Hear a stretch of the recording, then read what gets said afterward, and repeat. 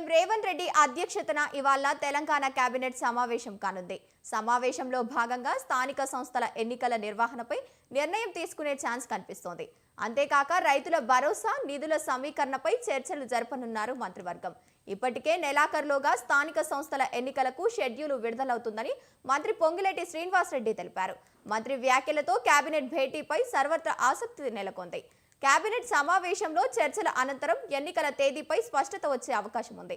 తొలుత MPTC, ZPTC ఎన్నికలు, ఆ తర్వాత సర్పంచ్, మున్సిపల్ ఎన్నికలు జరుగుతాయని ఇప్పటికే రేవంత్ సర్కార్ తెలిపింది.